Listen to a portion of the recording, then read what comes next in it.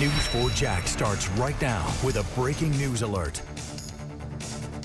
That local breaking news alert is in Arlington, just off Fort Caroline Road. Firefighters at the scene of a house fire on Cherokee Villa Lane. You're looking live at the scene right now. JFRD says they responded to flames that were coming from the roof. Take a look at this video captured by a viewer showing the home engulfed in flames. Firefighters had to pull back because of the heavy fire. We're told the roof has partially collapsed. The homeowner says 6 people were inside watching the Florida-Georgia game when they noticed the fire. Everyone made it out safely. The fire is now out. We'll continue to monitor this local breaking news alert and update you on news4jax.com.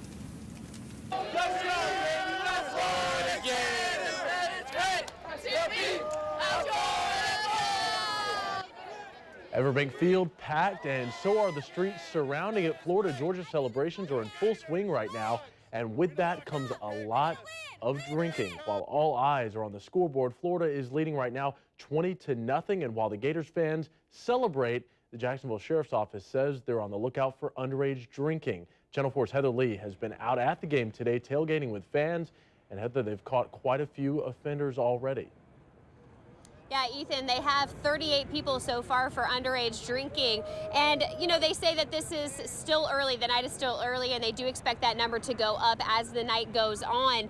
We saw a lot of people drinking. Of course, this is a huge weekend here in downtown Jacksonville. And, of course, people want to have a good time. It's not only Florida, Georgia, it's also Halloween weekend. And JSO understands that, but they also want everyone to be safe while at the game, after the game, and then, of course, while getting home. JSO says they aren't looking to ruin your night, but they do want to make sure everything is under control.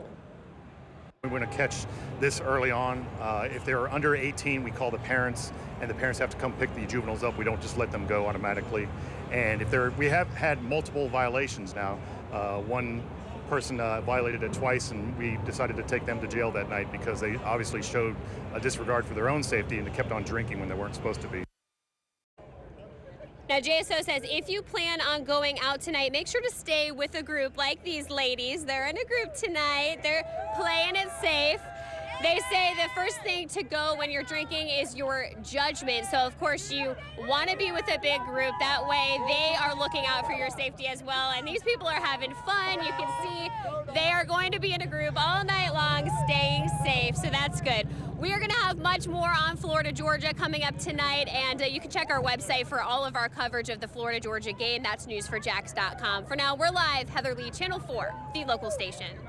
Right. Heather, thank you. Tonight, there will be a lot of people on the roads with Florida, Georgia, and Halloween. If you need a safe ride home, AAA is offering its free Tow-to-Go program this weekend. You can call anytime tonight. Tow trucks working with AAA will then safely transport you and your vehicle home within 10 miles. Again, it won't cost you anything, and you could keep from making a dangerous mistake. The number to call is 855-2-TOW-TO-GO. And coming up in sports, Brian joins us with more highlights in the Florida-Georgia game that's happening right now. Well, students and employees sounding off after Dade Medical College immediately shuts down. A fraction of a student body gathering at the campus in Arlington today demanding answers. Regardless of if we get our money back, I can't get my time back. What do I do? I mean, babies that are almost 2 years. The owner and founder of the for-profit school, Ernesto Perez, has not given a reason why he closed its doors permanently. All 6 campuses from here in Jacksonville to South Florida have now shut down. Perez sent a letter to students and staff announcing the immediate closing. The news comes amid reports of bounced payroll checks and other financial troubles. Employees were instructed to file for unemployment. Students will have to find another way to finish their degrees. One student we spoke with says she was in the program for 2 years, and she, like other classmates, sacrificed for her education despite extreme circumstances. What do I do with my family? I mean, all my money. I just paid the school $500 yesterday. They took my money at 8 o'clock in the morning, and I don't have a place to go at now. I mean, no credits, no one here has any answers. What do we do? Perez says in his letter, quote, students, we will be communicating with you in the coming weeks to an organized teach-out plan so you can continue your education as seamlessly as possible at a comparable institution. Coming up tonight, hear from more students and employees after the immediate shutdown of Dade Medical College. Covering Columbia County tonight, an update in 2 crashes on I-75 northbound. Yesterday, 1 person is dead, 13 are hospitalized. The first crash involved a van, a tow truck, and a Toyota SUV. 3 people were airlifted to UF Health in Gainesville. 10 others were taken by ambulance to local hospitals. 2 others listed in critical condition. Florida Highway Patrol tells News4 Jax somewhere between 14 and 17 people were inside the van. The accident left traffic crawling for several hours. The cause of that crash still under investigation tonight.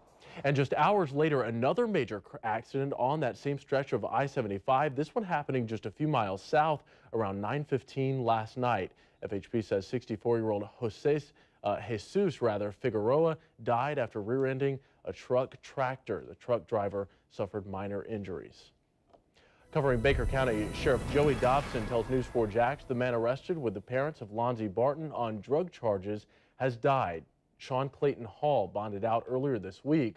Hall was arrested back in September with Lana and Chris Barton after authorities say they sold the synthetic drug Molly to an undercover officer. The medical examiner will perform an autopsy and determine the cause of death. Chris Barton remains in jail in Baker County on those drug charges tonight. Lana Barton is in the Duval County Jail, where she and her boyfriend Ruben Ebron are charged with child neglect and lying to police in the July 24th disappearance of Lonzie Barton. Earlier this week, a judge agreed to try Ebron and Lana Barton together in a trial that is scheduled to begin December 7th. Covering the investigation into the sinking of El Faro, Tote Maritime, the company that owned the ship that sunk off the coast of the Bahamas earlier this month, has filed a federal complaint to limit its liability. Tote Maritime is offering to put more than $15 million into a fund that can be distributed to anyone who has a claim from the loss of the ship. Federal maritime law allows this limitation of liability, but the dollar amount set by the court could be different. Court documents show El Faro had more than $2 million worth of freight on the ship. Tote Maritime also wants all claims to be brought in Jacksonville. The ship's 28 American crew members and 5 Polish nationals are presumed dead. These are some of those crew members who were aboard from Jacksonville. Today, people rode to honor the lost crew members of El Faro and their families. The tribute ride was open to the public. It started at the Seafarers International Union on Belfort Road and ended in Blunt Island, where El Faro was last docked. Channel 4's Ashley Mitchum shows us how the ride is helping victims' families. The thunder of their bikes is only coupled by the thunder that we feel inside. Each one of these bikers feel the same way. A special ride to honor the crew of the El Faro. Dear Heavenly Father, we thank you for this day. After a brief moment of silence for the lost, hundreds of bikers each donated at least $10, and that money is going to a fund for the victims' families. Once people see how much you care, it really does lift their spirit, particularly now because we're coming into the holiday season. And so it's going to be especially painful. The Jacksonville-based El Faro disappeared October 1st while making its weekly cargo run to San Juan, Puerto Rico. The ship's 28 American crew members and 5 Polish nationals are presumed dead, leaving behind hurting families. We've got to surround them with constant positivity, with love, support, kind words, good wishes, great acts. Some of the riders were strangers to the crew on the El Faro. Others were riding in memory of someone they knew. He was a cool person to be around. He always was cool, always had jokes, you know. The ship's last known location is northeast of Crooked Island in the Bahamas.